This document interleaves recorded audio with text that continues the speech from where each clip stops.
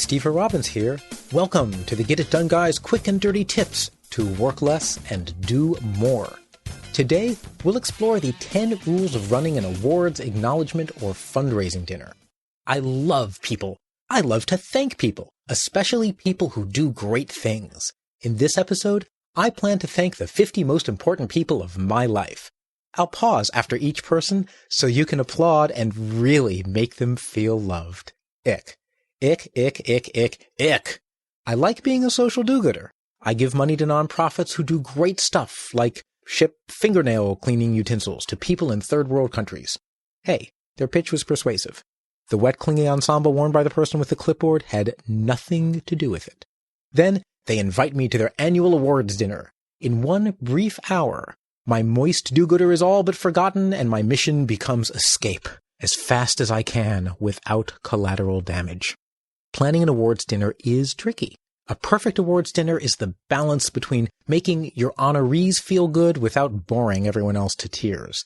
I surveyed people sleeping through a recent nonprofit dinner and discovered that honestly, not even the people being honored wanted to sit through other people's names being read out. Many would happily forego their own honor in exchange for foregoing everyone else's. This research inspired Stever's 10 Laws of Awards Dinners, which you can also download from the website. 1. People are hungry. Let them eat first. Otherwise, you're just the obstacle between them and dinner. That's a dangerous place to be, especially if you were so unwise as to give them forks and knives. 2. They ate before you started talking. They're digesting. Keep it short or be very entertaining. This is not about you. It's about your audience. You may not like it, but that's the truth of it. We love you. We really do love you. Now say something funny or get off the stage and let us talk. 3.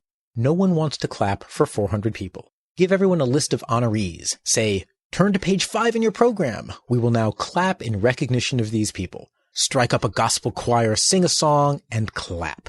If you read 400 names and clap for each one, people will kill you. Remember, they have knives. For purposes of this rule, 400 means any number greater than 3. 4. No one wants to listen to an acceptance speech unless it says something relevant to the listeners. Talk about Brad and Angelina's recent visit to headquarters. Gossip sells. Or talk about the difference you're making in the world. Your audience of donors can then feel the moral righteousness of doing good while actually doing nothing but writing out a check. 5. Don't discuss cute events from 20 years ago. Test your stories first. Please. Professional storytellers can get away with telling stories. Your story about the banana and hair cream incident was only funny if you were there.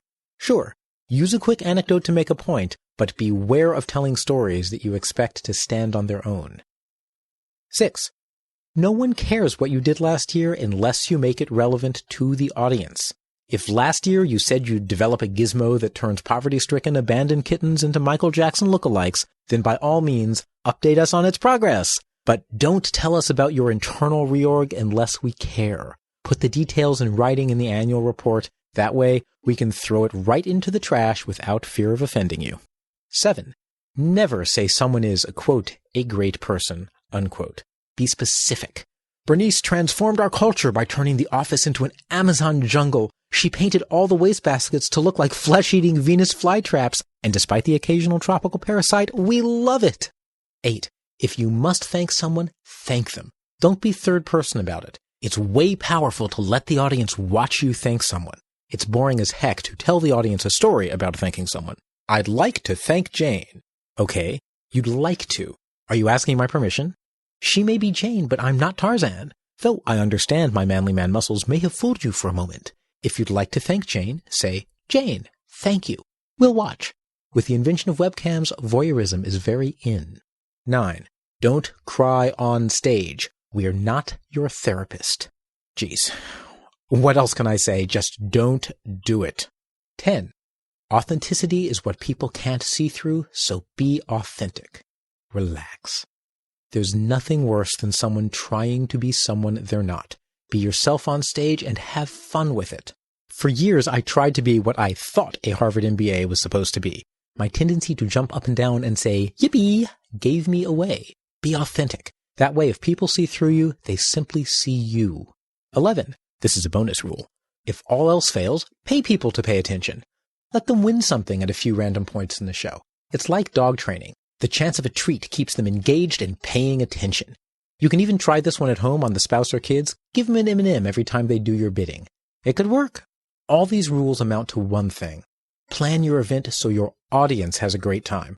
Don't make them suffer through endless stuff they don't care about. Constantly ask, how can we make this the best night ever for the audience? Remember, less is more.